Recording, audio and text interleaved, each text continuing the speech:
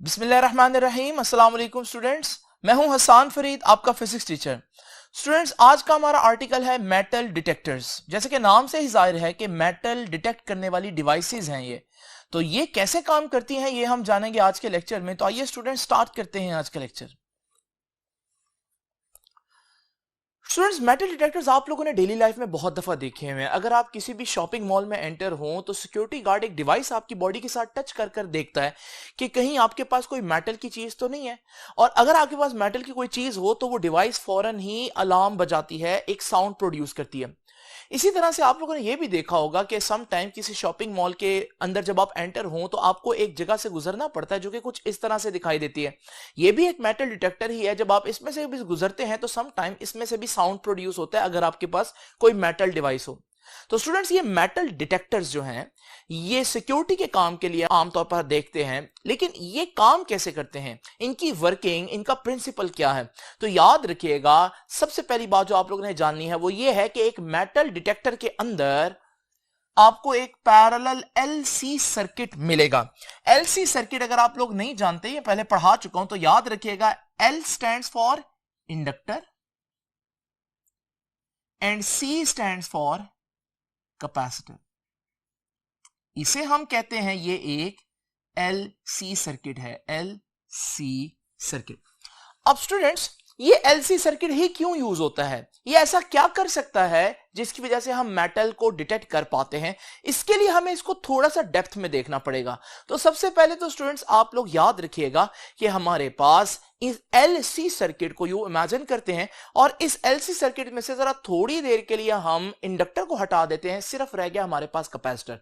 अगर मैं इस कैपेसिटर के साथ एक डीसी सोर्स यानी कि एक बैटरी लगाऊं तो बैटरी का पॉजिटिव टर्मिनल जो है कैपेसिटर की इस प्लेट से इलेक्ट्रॉन्स उठाकर दूसरी प्लेट पर लेकर जाना शुरू कर देगा।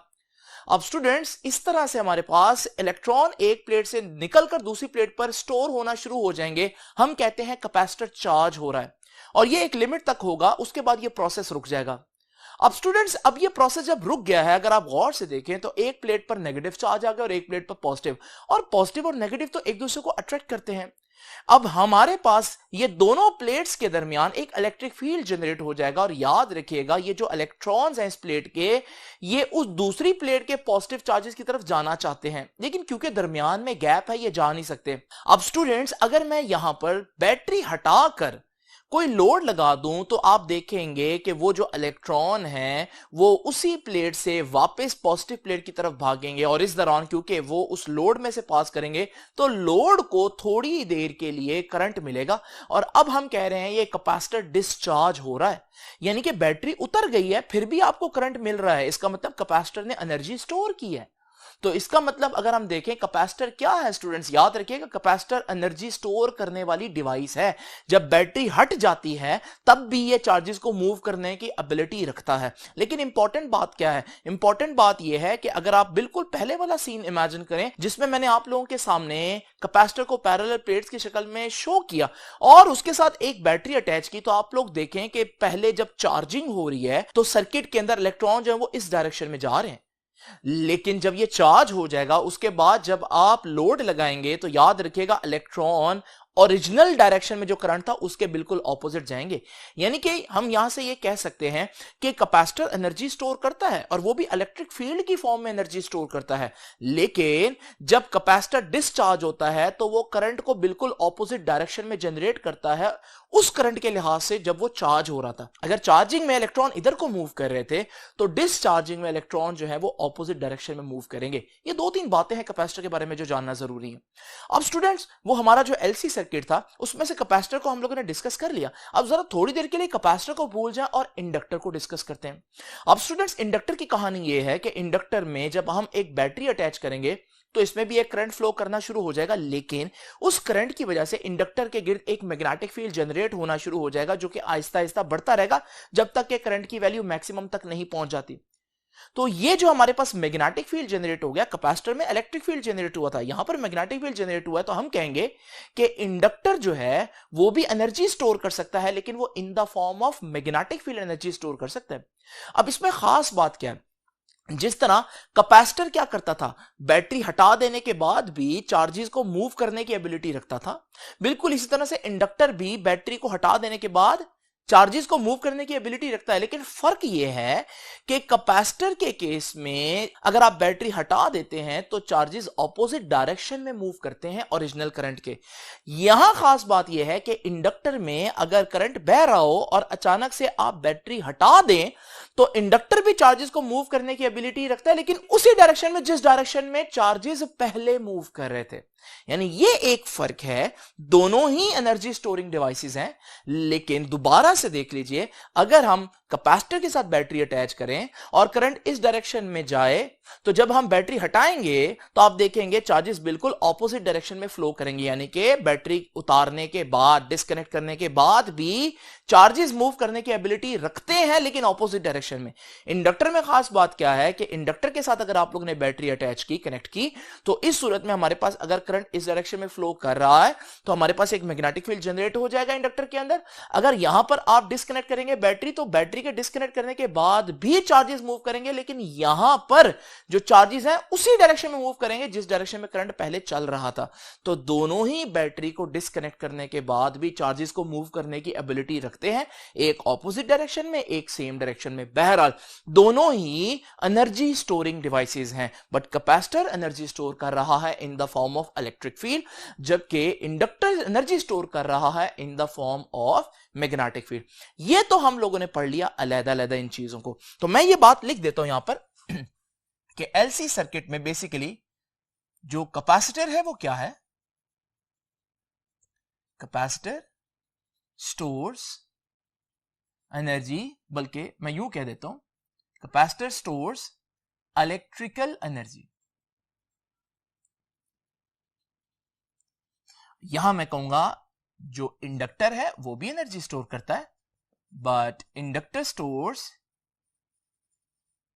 Energy in the form of magnetic field, यानी मैग्नेटिक एनर्जी कह देता हूं मैं आसान अल्फाज में।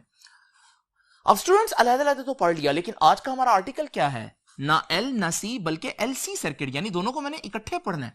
अब अगर मैं दोनों को इकट्ठे लगा दूं तो क्या होगा स्टूडेंट्स, जरा तवज्जो कीजिएगा। इसके लिए ये बातें जो मैंने अभी आप लोगों को बताई हैं कैपेसिटर और इंडक्टर की, ये आपको याद होनी चाहिए। अब स्टूडेंट्स जरा इमेजिन करें मेरे पास एक चार्ज्ड कैपेसिटर है, यानी चार्ज कैपेसिटर का मतलब है कि उसकी एक प्लेट पर नेगेटिव और एक प्लेट पर पॉजिटिव चार्ज है। अब मैं इस चार्ज कैपेसिटर के साथ एक इंडक्टर अटैच करने लगा हूं। जैसे ही सर्किट कंप्लीट होगा तो वो जो कैपेसिटर है उसके नेगेटिव प्लेट से इलेक्ट्रॉन मूव करके पॉजिटिव प्लेट की तरफ जाना शुरू हो जाएंगे। इस दौरान उनको इंडक्टर में से गुजरना पड़ेगा, और जब वो इंडक्टर में से गुजरेंगे तो इंडक्टर के अंदर एक मैग्नेटिक फील्ड जनरेट होना शुरू हो जाएगा। इस दौरान आप देख रहे हैं जो कैपेसिटर की प्लेट है उससे चार्ज खत्म हो रहा है, कैपेसिटर डिस्चार्ज हो रहा है, उसकी एनर्जी कम हो रही है, और उसकी एनर्जी कौन सी थी, इलेक्ट्रिकल एनर्जी, यानी कि energy in the form of electric field थी। तो वो एनर्जी आहिस्ता आहिस्ता कम हो रही है, लेकिन आप देख रहे हैं उसी दौरान इंडक्टर में मैग्नेटिक फील्ड बढ़ता जा रहा है, और जब मैग्नेटिक फील्ड बढ़ जाए तो आपको मालूम है कि वहां पर एनर्जी स्टोर हो रही है in the form of magnetic field. करते करते चार्ज जो कैपेसिटर पर था वो टोटली खत्म हो गया। इस सूरत में आप समझेंगे कि चार्जेस जो है वो रुक जाएंगे, लेकिन जरा गौर से देखें इंडक्टर में मैग्नेटिक फील्ड स्टोर हो चुका है, और इंडक्टर क्या चाहता है, इंडक्टर चाहता है जिस डायरेक्शन में चार्ज चल रहा है उसी डायरेक्शन में चलता रहे। तो जब हमारे पास कैपेसिटर फुल डिस्चार्ज हो जाएगा उस दौरान, हालांकि कैपेसिटर के पास अब कोई चार्ज नहीं, लेकिन इंडक्टर का मैग्नेटिक फील्ड चाहेगा कि ये जो चार्ज मूव कर रहा था ये उसी डायरेक्शन में चलता रहे, तो ये चार्ज को उसी डायरेक्शन में चलाता रहेगा। इसका नतीजा ये होगा कि इलेक्ट्रॉन मजीद मूव करते रहेंगे, और फिर हमारे पास जो कैपेसिटर है उस पर चार्ज बिल्ट होना शुरू हो जाएगा, लेकिन अब के ऑपोजिट प्लेट पर नेगेटिव चार्ज स्टोर हो रहा है। इस सूरत में हम क्या कहेंगे, इस सूरत में हम कहेंगे कि इंडक्टर जो है वो अब डिस्चार्ज हो रहा है क्योंकि उसकी एनर्जी खत्म हो रही है, जबकि कैपेसिटर जो है वो ऑपोजिट डायरेक्शन में चार्ज हो रहा है। तो जिस तरह से कैपेसिटर डिस्चार्ज हुआ था तो इंडक्टर चार्ज हो रहा था, बिल्कुल उसी तरह से जब इंडक्टर डिस्चार्ज होगा तो कैपेसिटर चार्ज हो जाएगा। अब स्टूडेंट्स इंडक्टर के गिर्द मैग्नेटिक फील्ड खत्म हो गया तो इंडक्टर फुल डिस्चार्ज, लेकिन कैपेसिटर के गिर्द चार्जेस जो है वो प्लेट्स के ऊपर मैक्सिमम तादाद में मौजूद है। इसका मतलब कैपेसिटर इस वक्त फुली चार्ज है और कैपेसिटर क्या करता है, कैपेसिटर चार्जेस को ऑपोजिट डायरेक्शन में मूव करवा सकता है। तो जैसे ही इंडक्टर फुल डिस्चार्ज होगा तो वो सारे नेगेटिव चार्ज जो इस नेगेटिव प्लेट के ऊपर स्टोर हुए थे वो अब वापस जाना शुरू कर देंगे और इस दौरान वो इंडक्टर में से गुजरेंगे, वहां मैग्नेटिक फील्ड जनरेट होगा और मैग्नेटिक फील्ड कहेगा कि हमारे पास चार्जेस उसी डायरेक्शन में मूव करते रहने चाहिए अगर कैपेसिटर फुल डिस्चार्ज हो जाए तब भी। तो फिर हमारे पास कैपेसिटर जब फुल डिस्चार्ज होगा तब भी इंडक्टर कहेगा कि नहीं, इन चार्जेस को उसी डायरेक्शन में मूव करना चाहिए, तो फिर हमारे पास ऑपोजिट प्लेट पर जो है वो नेगेटिव चार्ज स्टोर हो जाएगा। स्टूडेंट्स, अगर आप इस पूरे सिनेरियो को इकट्ठा देखें तो सिनेरियो कुछ इस तरह से आप लोगों को नजर आ रहा है कि कभी कैपेसिटर चार्ज होता है, जब वो डिस्चार्ज होता है तो इंडक्टर चार्ज हो चुका होता है, जब वो डिस्चार्ज होता है तो कैपेसिटर ऑपोजिट डायरेक्शन में चार्ज हो चुका होता है। तो इनके चार्जिंग और डिस्चार्जिंग आपस में ऑसिलेट कर रही है। आप ये भी कह सकते हैं कि एक जगह पर कैपेसिटर में जब इलेक्ट्रिक फील्ड की फॉर्म में एनर्जी स्टोर थी तो जैसे ही वो एनर्जी खत्म हो रही है तो वो सारी एनर्जी इंडक्टर में मैग्नेटिक फील्ड की फॉर्म में स्टोर हो जाती है। तो आप ये भी कह सकते हैं मैग्नेटिक और इलेक्ट्रिक एनर्जीज आपस में ऑसिलेट कर रही हैं। और अगर आप चार्जेस को भी देखें तो आप देख रहे हैं कि किसी एक चार्ज को अगर आप गौर से देखें तो वो चार्ज अपनी जगह पर आगे पीछे मूव कर रहे हैं, यानी कि चार्जेस ऑसिलेट कर रहे हैं। तो स्टूडेंट्स, ये तो बिल्कुल वही काम हो गया जैसे आप एक स्प्रिंग को स्ट्रेच पोजीशन में लाकर जब छोड़ें तो वो अपनी मीन पोजीशन पर आगे पीछे मूव करता है। बिल्कुल इसी तरह से आप देख सकते हैं कि एलसी सर्किट के अंदर चार्जेस भी ऑसिलेट कर रहे हैं। फर्क यह है कि आपका जो मास स्प्रिंग सिस्टम है वो एक मैकेनिकल ऑसिलेटर है, उसमें किनेटिक और पोटेंशियल एनर्जीज आपस में ऑसिलेट करती हैं, जबकि आपका जो एलसी सर्किट है वो एक इलेक्ट्रिक ऑसिलेटर है, उसमें चार्जेस ऑसिलेट करते हैं। बहरहाल हम इसको एक ऑसिलेटर कह सकते हैं। तो हम लोगों ने क्या देखा, जो फाइनल बात है वो ये है कि एन एलसी सर्किट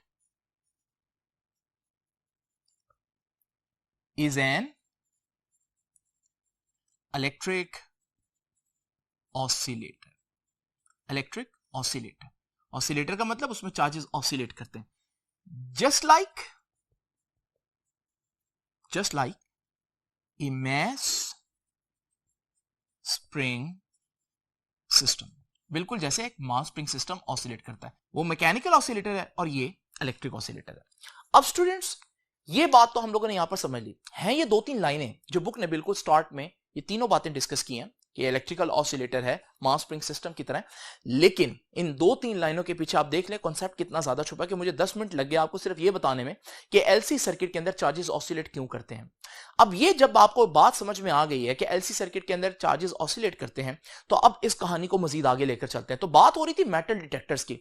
अब मेटल डिटेक्टर्स के अंदर मैंने आपको बताया क्या होते हैं, एलसी सर्किट होते हैं। याद रखिएगा, एलसी सर्किट के साथ एक बॉक्स आपकी बुक ने बनाया हुआ है और उसमें लिखा है कि एडिशनल सर्किटरी, क्योंकि हमने आपको बहुत सिंपलीफाइड डायग्राम बताई है, उसमें और भी बहुत सी चीजें यूज होंगी डिफरेंट पर्पस के लिए, तो उनके लिए हम एक बॉक्स बना देते हैं जो हमारा एलसी सर्किट है। इसके साथ हम एक और बॉक्स बना देते हैं और कहते हैं ये एडिशनल सर्किटरी, इसमें बहुत सी मजीद चीजें भी हो सकती हैं कंट्रोल करने के लिए।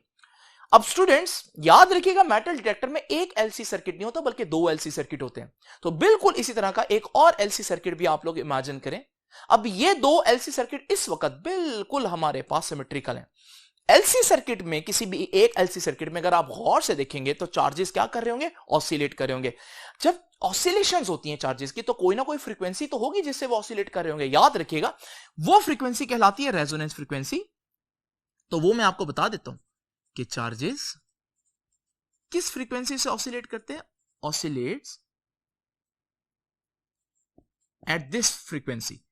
और ये फ्रीक्वेंसी का फॉर्मूला क्या था, 1/2 पाई अंडर रूट एलसी। याद रखिएगा रेजोनेंस फ्रीक्वेंसी डिपेंड करती है 1/2 पाई, तो कांस्टेंट है इंडक्टेंस पर और कैपेसिटेंस की वैल्यू पर। तो हमारे पास किस फ्रीक्वेंसी से चार्जेस ऑसिलेट कर रहे होंगे एलसी सर्किट के अंदर, ये डिपेंड करता है कि इंडक्टेंस की वैल्यू कितनी है और कैपेसिटेंस की वैल्यू कितनी है। अब स्टूडेंट्स, अभी आप लोग देख रहे हैं कि मैंने दोनों सर्किट्स बिल्कुल सिमेट्रिकल लिए हैं।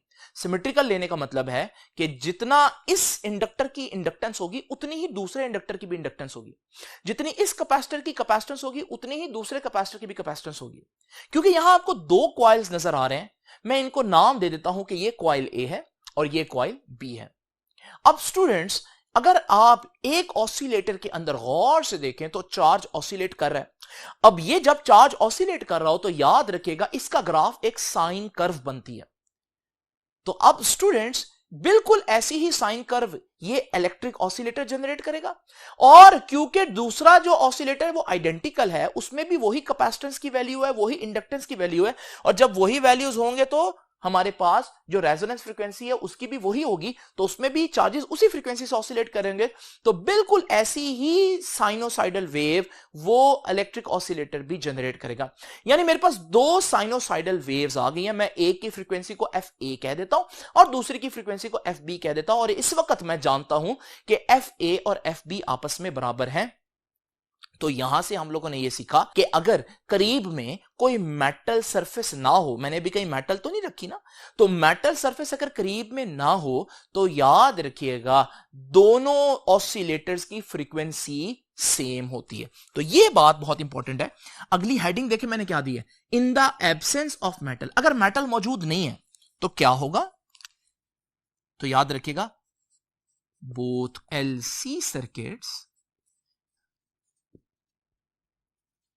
would have same resonance frequency। अब जब सेम रेजोनेंस फ्रीक्वेंसी होगी तो क्या होगा स्टूडेंट्स, याद रखिएगा। अब ये दोनों वेव्स जो है स्टूडेंट्स, इनको हम आगे एक और इंस्ट्रूमेंट में भेजेंगे जिसे हम बोलते हैं बीट एम्पलीफायर। यहां बीट एम्पलीफायर के बारे में जानना बस एक बात जरूरी है, और वो ये है कि बीट एम्पलीफायर अगर सेम फ्रीक्वेंसीज रिसीव करेगा तो वो आगे कोई सिग्नल नहीं भेजेगा। अब ये बीट एम्पलीफायर आगे स्पीकर से अटैच होता है। अभी आप देख रहे हैं कि दोनों सर्किट्स में इंडक्टेंस सेम है, कैपेसिटेंस सेम है, तो रेजोनेंस फ्रीक्वेंसी सेम है। इस वजह से दोनों वेव्स की फ्रीक्वेंसी आप देख रहे हैं बिल्कुल एक जैसी है। इस सूरत में जब फ्रीक्वेंसी बिल्कुल एक जैसी होगी तो अब बीट एम्पलीफायर जो है कब सिग्नल जनरेट करता है, जब फ्रीक्वेंसी डिफरेंट हो। तो अभी तो फ्रीक्वेंसी डिफरेंट नहीं है, तो ये सिग्नल जनरेट नहीं करेगा। जब सिग्नल जनरेट नहीं होगा तो हमारे पास स्पीकर को कुछ भी नहीं मिलेगा, तो स्पीकर से कोई आवाज नहीं आएगी, क्योंकि उसको सिग्नल मिलेगा तो वो स्पीकर आवाज निकालेगा। इसका मतलब यह हुआ कि हमारे पास जब फ्रीक्वेंसी सेम होंगी, जो कि किस केस में सेम है, जब करीब में कोई मेटल नहीं है, तो जब रेजोनेंस फ्रीक्वेंसी सेम होंगी तो याद रखिएगा क्योंकि बीट्स प्रोड्यूस नहीं होंगी तो बीट एम्पलीफायर आगे सिग्नल नहीं भेजेगा और स्पीकर से कोई साउंड सुनाई नहीं देगा। तो हम पढ़ रहे थे कि both LC circuits would have same resonance frequency, तो दोनों की रेजोनेंस फ्रीक्वेंसी सेम होगी, तो एफ ए और एफ बी बराबर होगी। तो इसका क्या मतलब हुआ, इसका मतलब यह हुआ कि नो बीट्स आर प्रेजेंट। क्योंकि बीट्स कब बनती हैं, बीट्स तब बनती है जब फ्रीक्वेंसी का डिफरेंस हो, तो फ्रीक्वेंसी का तो डिफरेंस है ही नहीं। जब बीट्स नहीं होंगी तो याद रखिएगा no signal is fed to speaker, तो स्पीकर को कोई सिग्नल नहीं जाएगा, और जब स्पीकर को कोई सिग्नल नहीं जाएगा तो स्पीकर कोई साउंड जनरेट नहीं करेगा। तो no sound is heard from speaker, तो स्पीकर से कोई आवाज सुनाई नहीं देगी। और ऐसा ही होना चाहिए। अगर आपकी जेब के अंदर कोई मेटल, फॉर एग्जांपल कोई पिस्टल वगैरह नहीं है, और आपके करीब जब मेटल डिटेक्टर लाया जाए तो आप यही एक्सपेक्ट करते हैं कि स्पीकर को अलार्म नहीं बजाना चाहिए। तो हम भी यही कह रहे हैं कि जब मेटल नहीं होगी तो रेजोनेंस फ्रीक्वेंसीज बराबर हो जाएंगी दोनों सर्किट्स की, और बीट्स नहीं बनेंगी। बीट्स नहीं बनेंगी तो बीट एम्पलीफायर कोई सिग्नल नहीं भेजेगा स्पीकर को। जब स्पीकर को कोई सिग्नल नहीं जाएगा तो स्पीकर जो है वो कोई साउंड प्रोड्यूस नहीं करेगा, और सिक्योरिटी गार्ड समझ लेगा कि इसका मतलब सब सिचुएशन सेफ है, इसका मतलब उस शख्स के पास कोई मेटल की चीज नहीं है। अब स्टूडेंट्स आते हैं इस बात पर कि अगर आपकी जेब में कोई मेटल हो तो क्या होगा। याद रखिएगा ये जो क्वाइल बी है इस डायग्राम के अंदर, इस क्वाइल को मैं एक और नाम देता हूं जिसे कहते हैं सर्च क्वाइल। क्यों भला, क्योंकि याद रखिएगा जब वो शख्स आपकी तलाशी ले रहा होता है, जो सिक्योरिटी गार्ड है, तो वो जब मेटल डिटेक्टर का जो हिस्सा आपके जिस्म से टच कर रहा होता है, अगर आप उसके अंदर देखें तो एक क्वाइल होगा। ये वो क्वाइल है जिसको मैंने क्वाइल बी बोला है। यानी जब आपकी तलाशी ली जा रही हो तो आपके जिस्म के करीब जो क्वाइल होता है वो क्वाइल बी होता है। अगर आपके पास कोई मेटल हुई जैसे कोई पिस्टल वगैरह, तो जब वो पिस्टल इस क्वाइल के पास आएगी तो अब एक काम होगा स्टूडेंट्स, इस क्वाइल में एक मैग्नेटिक फील्ड होगा जैसे कि मैंने आपको बताया। इस मैग्नेटिक फील्ड की वजह से इंडक्टेंस होती है स्टूडेंट्स। तो याद रखिएगा कि जैसे ही मेटल की सरफेस करीब आएगी सर्च क्वाइल के, अगर आपकी जेब में कोई मेटल की सरफेस हुई तो जैसे ही सर्च कॉइल उसके करीब आएगा तो मैग्नेटिक फील्ड कॉइल को छोड़कर उस मेटल में चला जाएगा, क्योंकि मेटल्स जो हैं उनमें मैग्नेटिक फील्ड को कैप्चर करने की एबिलिटी होती है। अब स्टूडेंट्स, इस सूरत में कॉइल के अंदर जो फील्ड है, क्योंकि वो मेटल की तरफ चला गया तो फील्ड कम हो गया। हम कहेंगे कि कॉइल की इंडक्टेंस कम होगी। पहले इस कॉइल और दूसरे कॉइल ए की इंडक्टेंस सेम थी जब तक आप मेटल नहीं करीब लेकर आए थे, लेकिन अब आप लोगों ने देखा कि हमारे पास कॉइल बी की इंडक्टेंस कम हो गई है एज कंपेयर टू कॉइल ए, क्योंकि कॉइल ए तो वैसे का वैसा है, लेकिन कॉइल बी सर्च कॉइल था और आपके पास एक मेटल थी और मेटल उसके साथ जब कांटेक्ट में आई तो उसने उसका मैग्नेटिक फील्ड कम कर दिया, तो इंडक्टेंस डिक्रीज कर गई। तो यह बात हम लोगों ने पहली बात देखी कि in the presence of a metal, अगर मेटल करीब में है तो फिर क्या होगा, तो याद रखिएगा, in the presence of metal inductance of search coil जो कॉइल बी है उसकी इंडक्टेंस क्या हो जाएगी, डिक्रीज कर जाएगी, कम हो जाएगी। यानी पहले तो एफ ए एफ बी के बराबर थी ना, अब हम कह सकते हैं इंडक्टेंस कम हो गई।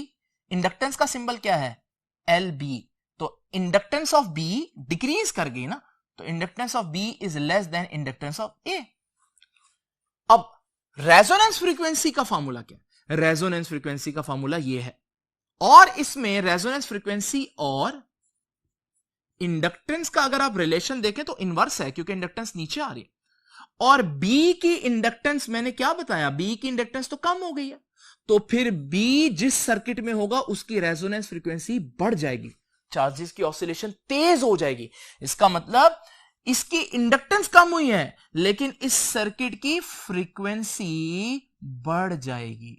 तो याद रखिएगा, यहां से हम लोगों ने क्या सीखा कि सर्च कॉइल की इंडक्टेंस डिक्रीज करेगी, जिसके नतीजे में हम कहेंगे हेंस इट्स रेजोनेंस फ्रीक्वेंसी